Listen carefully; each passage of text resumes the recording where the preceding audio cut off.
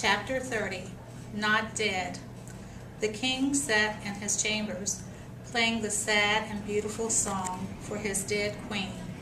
At the same time, high on a ledge above the king's shoulders, a mouse tried desperately to get his attention. "King! King! Sire!" Despereaux cried, waving his arms. "Your daughter is in danger." "Your Highness, please, sir!" The king did not hear a word. "Oh, come on," Despereaux said with a groan. He grabbed his ears and jumped off the ledge and into the air, spreading his ears wide to slow his descent. The mouse slid down toward the king and circled him like a buzzing bee. "Hey, sire, your highness! Hello, Mr. King!" Despereaux yelled as he flew past the king's nose. "Hey! Hello! Whoa!" He circled around again and landed on the king's shoe, and still the king took no notice. Despereaux screamed as loud as he could from the foot of the king's chair. He jumped up and down. He tugged on the king's robes, all to no avail. "Down here!" Despereaux shouted. "Down here! Listen, your daughter is in danger. She is locked in the dungeon. You're the only one who can help. She sent me to get you. Sir, please, sir!" But the king just continued strumming his guitar.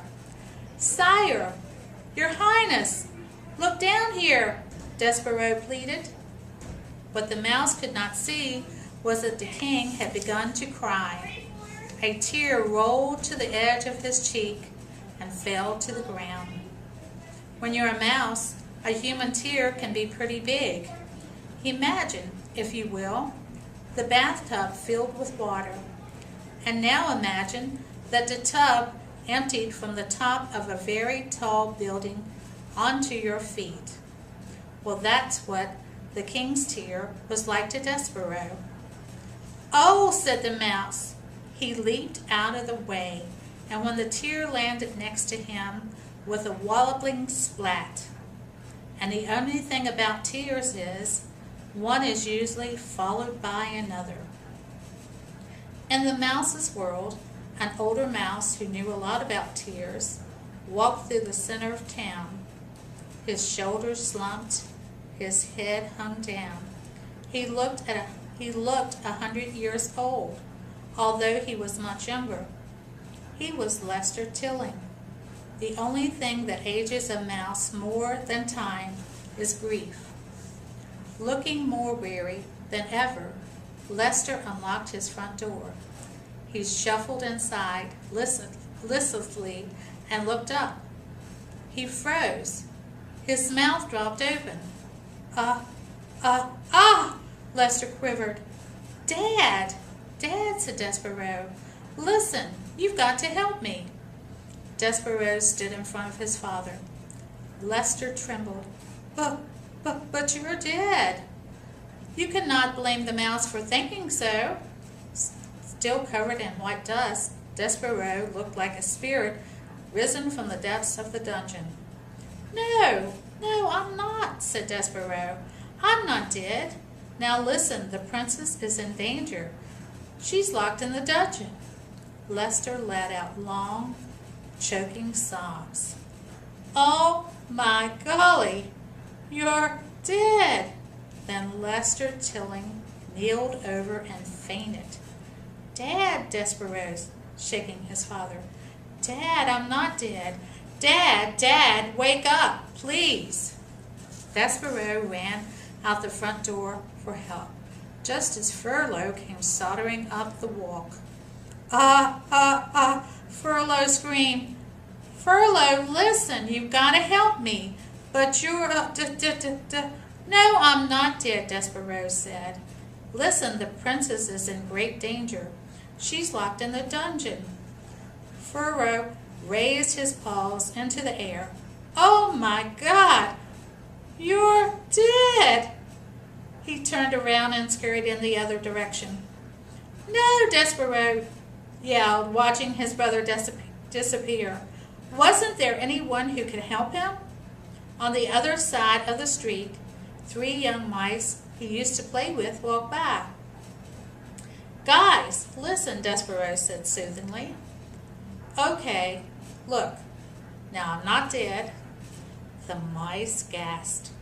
"The princess is in danger and she's down in the dungeon."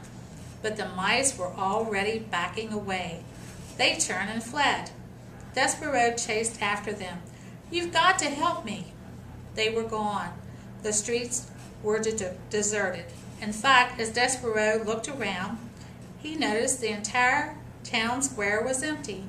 In all of the mouse world, there was not a mouse to be seen.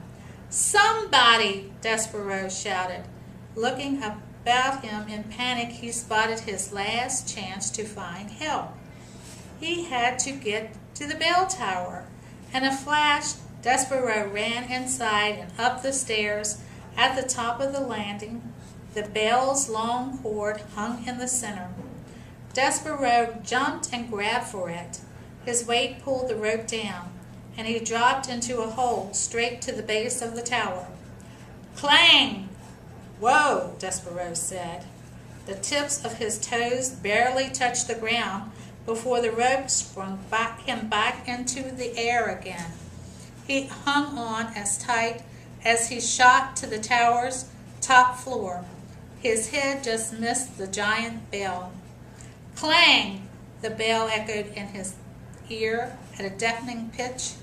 Despereaux sank to the ground once more and bounced to the ceiling. Clang!